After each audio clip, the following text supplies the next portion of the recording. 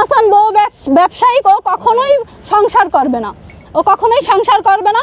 ও এইভাবেই এক একটা মেয়ে টার্গেট করবে, ডিভোর্সি মেয়ে টার্গেট করে তাদের দিয়ে ভিডিও করবে, করে কিছু টাকা ইনকাম করে ছেড়ে দেবে। ওর তো মাসিক একটা ইনকাম আসছেই বউ দিয়ে, তা বউ 2-3 লাখ টাকা দিয়ে ছাড়লি সমস্যা কি? সেইটা আবার ছবি তুলে রেখে দেয়, রেখে দিয়ে প্রমাণ করে যে হলো দেহ ব্যবসায়িক।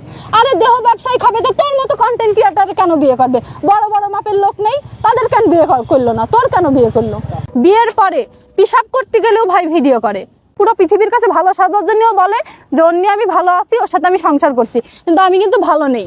যেখানে নিয়ে যাবে রাস্তাঘাটে অকথ্য ভাষায় গালাগালি দেয়, ওখানে মারধর করে। কক্সবাজারে নিয়ে যাও মারধর, এখানেও এই বাসায়, মানে যেখানে আবার আস্তে আস্তে যে প্রাইভেটে উঠেছি সেখানে যেও গালাগালি। যে আমি আলমের বউ, আমার নিয়ে গেলে আপনার হলো ভিডিও ভাইরাল হবে, ওদের টাকা ইনকাম হবে।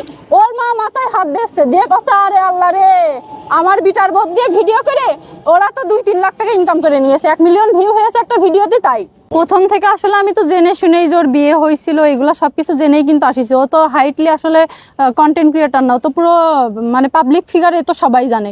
তো আমি সবকিছু জেনে আসলে ওর ওই ভিডিওর যে কথাগুলো ওইটা ভেবেই কিন্তু আমি আসিছি যে ভিডিওতে অনেক সুন্দরভাবে প্রেজেন্ট করে, একটা মিথ্যা কথা এমনভাবে বানিয়ে বলবে আপনাদের পুরো পৃথিবীর বিশ্বাস করা লাগবে যে ওই সঠিক আমি বেঠিক, এইভাবেও কথা বলে।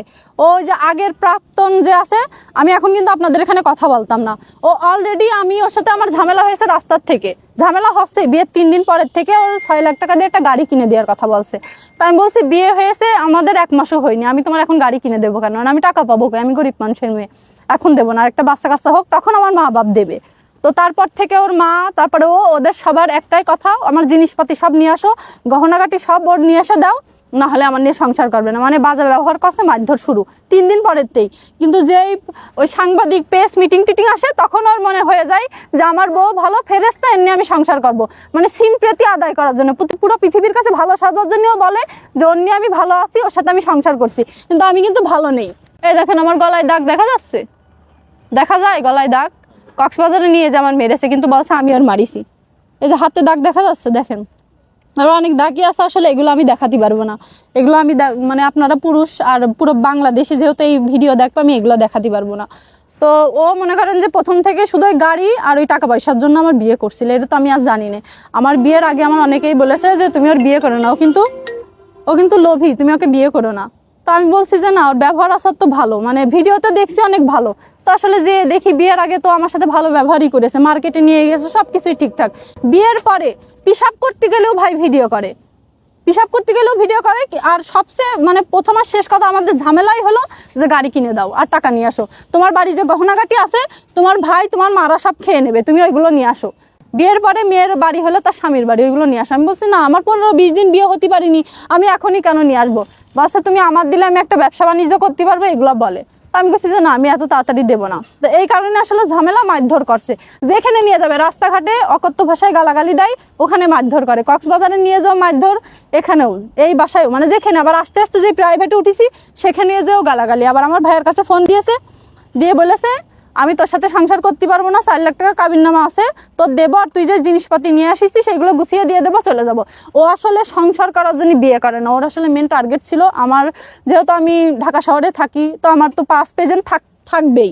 তো এই কারণে আমার বিয়ের পরে ওইগুলো নিয়ে কন্ট্রোভার্সি হবে, আরও ভাইরাল হবে। ও চাই যে মানুষ ওর খারাপ কোক আর ভালো কোক, কিন্তু মানুষ ঘুমিত্রিটা আগে ওর নামটা নিক, মানুষ মানে ও এটাই চাই যে ঘুমিত্রিটা আগে ওর নাম নিক। ওর মানে মাথায় সমস্যা আছে, একটু সাইকো, বুঝেছেন? কিছুতে হলেই চেঁচামেচি শুরু করে দেয়, মারধর শুরু। ওর মার পর্যন্ত মানে অকথ্য ভাষায় গালাগালি দেয়, যেগুলো আপনারা হয়তো বলেন না, আমিও বলি না। ওর মার গালাগালি দেয়। আর ও আমাকে বিয়ের 3 দিন পরে বলে তুই হলো ওর যে ভাই আছে, ওর যে আপন ভাই মানে লিটন, ও মেবি ব্লগার, ওকে বলে তুই যেন ওর সামনে যাবি না। ওর বাসায় আরেকটা ছেলে আছে, ওদের বাসায় কাজ করে, শাওন, বলে ওর সামনে যাবি না। ও এতটাই সন্দেহভাজন একজন লোক, কারোর সামনে, আমার সবার সামনে যাওয়া নিষেধ, শুধু ওর বাপ বাদে।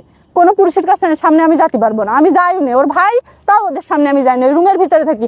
পাশের বাড়ি ওর মেয়ে আর ছেলে আছে না, ওরা একদিন ওই ঝাল ক্ষেত না কি পেঁপে ক্ষেত, ওরা ওই যে ঝাল ক্ষেত না পেঁপে খেতে নিয়ে গেছে। আমি তো আসলে ভাই জানি না যে আমি আলমের বউ, আমার নিয়ে গেলে আপনার হলো ভিডিও ভাইরাল হবে, ওদের টাকা ইনকাম হবে।